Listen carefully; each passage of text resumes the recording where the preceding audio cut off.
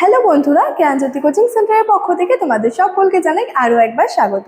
আজকের ক্লাসে তোমাদের সঙ্গে যে বিষয়টি নিয়ে আলোচনা করব সেটি হলো বৌদ্ধ ধর্ম থেকে আরও একটি গুরুত্বপূর্ণ বিষয় নিয়ে আলোচনার বিষয় হচ্ছে বৌদ্ধ ধর্মের ইতিহাসে বৌদ্ধ সংঘ বা বিহারের গুরুত্ব কি রয়েছে বা গুরুত্ব কতটা রয়েছে, এই বিষয়টা নিয়ে আজকের এই ক্লাসের মাধ্যমে তোমাদের সঙ্গে আলোচনা করব। ঠিক আছে?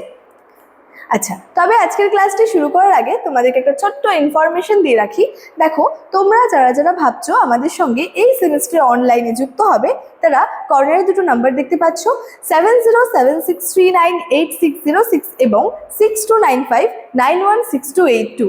এই নম্বর দুটি হলো আমাদের জ্ঞানজ্যোতি কোচিং সেন্টারের অফিসিয়াল হেল্পলাইন নাম্বার।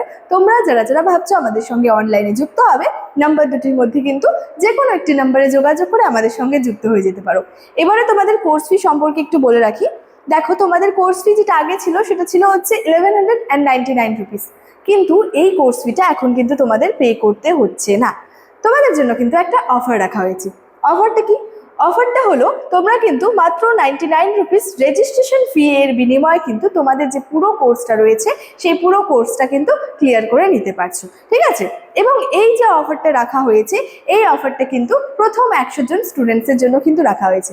অর্থাৎ সেকেন্ড সেমিস্টার প্রথম 100 জন, ফোর্থ সেমিস্টারের প্রথম 100 জন এবং সিক্স সেমিস্টারের প্রথম 100 জন স্টুডেন্টসের জন্য এই অফারটা কিন্তু রাখা হয়েছে। ঠিক আছে? তো এই ছিল ইনফরমেশনের বিষয়। এবার সরাসরি আলোচনার বিষয় শুরু করছি। দেখো, বৌদ্ধ ধর্মের ইতিহাসে বৌদ্ধ যে সংঘগুলি রয়েছে বা বিহারগুলি রয়েছে সেটার গুরুত্ব কি রয়েছে, এই বিষয়টি নিয়ে ছোট্ট একটা আলোচনা করব আজকের এই ক্লাসের মাধ্যমে। প্রথমত দেখো, প্রথম যেটা বলেছে সেটা হচ্ছে সংঘের গুরুত্ব ও উদ্দেশ্য। এখানে কি বলা হয়েছে দেখো, এখানে বলেছে বৌদ্ধ ভিক্ষু ও সন্ন্যাসীদের সুসংগঠিত করা এবং তাদের যাতে কোনো বাধা ছাড়াই তারা ধর্মচর্চা করতে পারেন সেই উদ্দেশ্যে বুদ্ধদেব কি করেছিলেন? সংঘ প্রতিষ্ঠা করেছিলেন।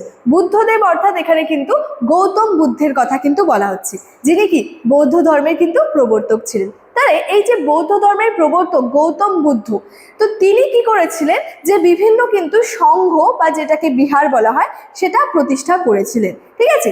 কেন করেছিলেন বা কিসের জন্য করেছিলেন? তার কারণ হচ্ছে বিভিন্ন যে বৌদ্ধ ভিক্ষু এবং ভিক্ষুণীগণরা রয়েছেন যারা বা সন্ন্যাসীরা যারা রয়েছেন তাদের সুসংগঠিত করা এবং তারা যাতে কোনো বাধা ছাড়াই যাতে তাদের ধর্মটা আর কি চর্চা করতে পারেন, তার জন্য কি করেছিলেন? এই গৌতম বুদ্ধ কিন্তু সংঘ প্রতিষ্ঠা করেছিলেন।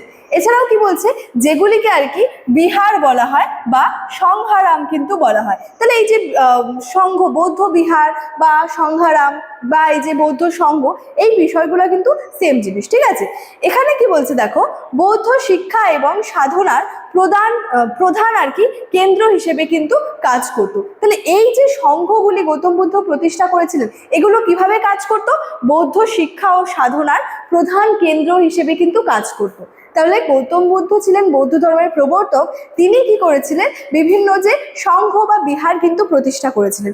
কেন করেছিলেন? কারণ বৌদ্ধ ভিক্ষু বা ভিক্ষুণীগণ এবং সন্ন্যাসীরা যাতে কোনো বাধা ছাড়াই কি করেন, তাদের ধর্মটা চর্চা করতে পারেন, যার জন্য তিনি কি করেছিলেন? যে এই বৌদ্ধ বিহার বা সংঘগুলি কিন্তু প্রতিষ্ঠা করেছিলেন। এবং এগুলি কি ছিল? এই বৌদ্ধ শিক্ষা এবং সাধনার কেন্দ্র হিসেবে কিন্তু কাজ করতো এই বৌদ্ধ সংঘগুলি। ঠিক আছে? আচ্ছা, 2 নাম্বার যেটা রয়েছে গুরুত্বের মধ্যে সেটা হচ্ছে আচরণবিধি বা 10টি শীল। এখানে আবার কি বলা হচ্ছে দেখো বিষয়টা, ভিক্ষুদের জীবন পরিচালনার জন্য 10টি বিশেষ নিয়ম বা 10টি শীল কি করা হতো? মেনে চলতে কিন্তু হতো। এই যে বৌদ্ধ বিভিন্ন ভিক্ষু যারা রয়েছেন, যারা ভিক্ষুণীগণ রয়েছেন, তাদের জীবন পরিচালনার জন্য কি হতো? 10টি বিশেষ নিয়ম বা 10টি শীল কিন্তু মেনে চলতে হতো। ঠিক আছে? এর মধ্যে কি ছিল দেখো, এর মধ্যে ছিল হচ্ছে যে চুরি বা হত্যা না করা, এছাড়াও বিলাসিতা ত্যাগ করা, অবহেলায় আহার না করার মতো যে কঠোর নিয়মগুলি কিন্তু নিয়ম অন্তর্ভুক্ত ছিল।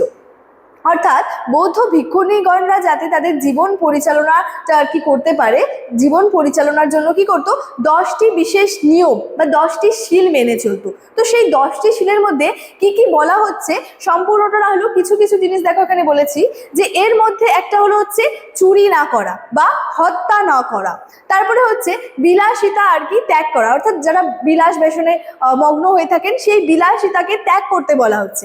তারপরে কি বলা হচ্ছে, যে অবহেলায় আহার না করার মতো এই যে বিভিন্ন যে কঠোরতম নিয়মগুলি রয়েছে সেগুলি কিন্তু এই 10টি শীলের মধ্যে আর কি অন্তর্ভুক্ত কিন্তু ছিল। আচ্ছা, 3 নম্বর দেখো কি রয়েছে গুরুত্বের মধ্যে, যে গণতান্ত্রিক পরিচালনা। এখানে কি বলা হচ্ছে, সংঘের যাবতীয় কাজ গণতান্ত্রিক পদ্ধতিতে সম্পন্ন হতো।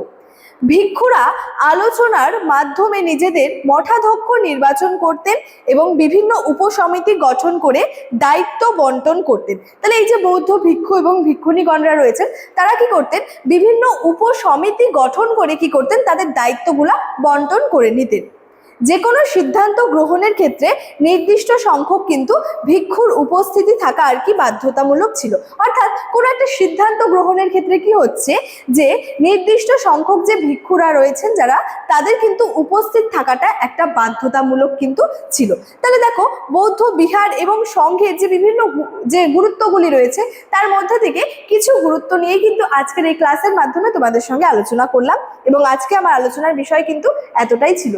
ইনফরমেশন ভিডিও শুরুতেই আলোচনা করে রেখেছিলাম। চলো আজকের ক্লাস এতটাই, দেখা হচ্ছে পরবর্তী ক্লাসে। Thank you so much, thanks for watching.